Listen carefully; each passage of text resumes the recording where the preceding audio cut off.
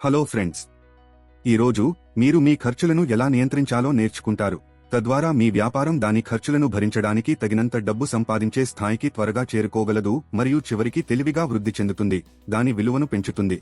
సరళత కోసం ఒక ప్యాక్ చక్నా, దీనిని మనం ఒక యూనిట్ అని పిలుస్తాము. అమ్మకపు ధర ఒక 100 రూపాయలు అని అనుకోండి.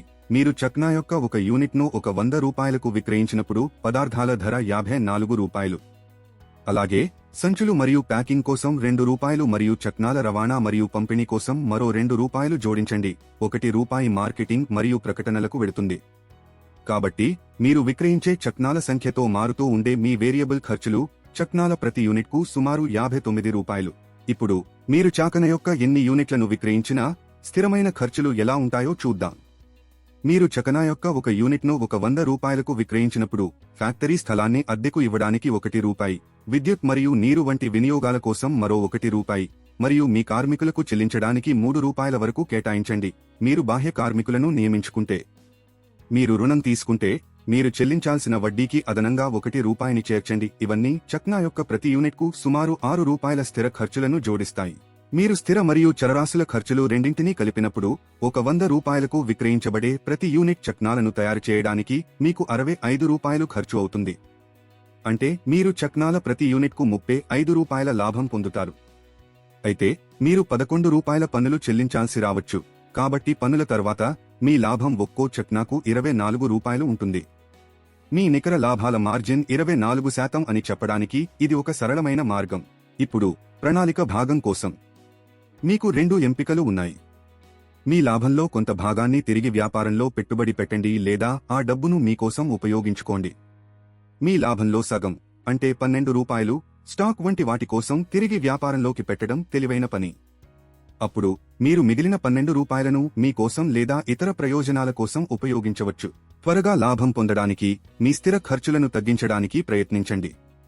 ఒక స్థలాన్ని అద్దెకు తీసుకునే బదులు చక్నాలను తయారు చేయడానికి మీ స్వంత షెడ్ను ఉపయోగించండి.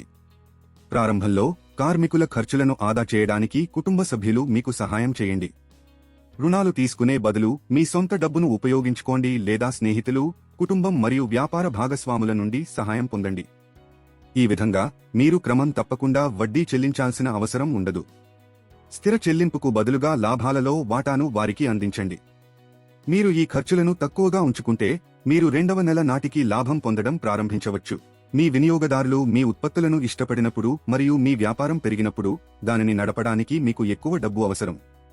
మీరు ఎక్కువ మెటీరియల్లను కొనుగోలు చేయాలి, ఎక్కువ ఉత్పత్తులను తయారు చేయాలి మరియు పూర్తయిన వస్తువులకు తగినంత డబ్బు మరియు దుకాణాలకు క్రెడిట్ కలిగి ఉండాలి.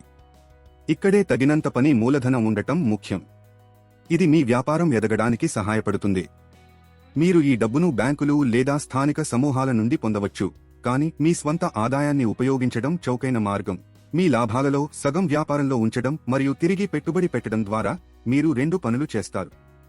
మీకు పని చేయడానికి ఎక్కువ వర్కింగ్ క్యాపిటల్ ఉంటుంది మరియు మీరు మీ వ్యాపారం యొక్క విలువను పెంచుతారు.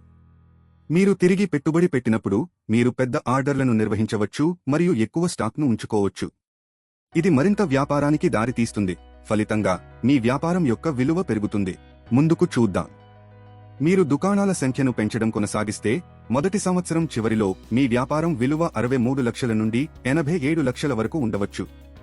మీరు 2వ మరియు 3వ సంవత్సరంలో డబుల్ షిఫ్ట్ పనిచేస్తే మీ వ్యాపారం విలువ 87 లక్షల నుండి 2 కోట్ల వరకు మారవచ్చు.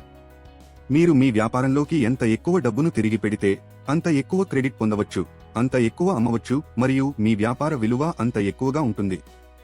All the best. చూసినందుకు ధన్యవాదాలు. దయచేసి లైక్ చేయండి, షేర్ చేయండి, వ్యాపార్ కోచ్ ఛానల్కు సబ్స్క్రైబ్ చేయండి.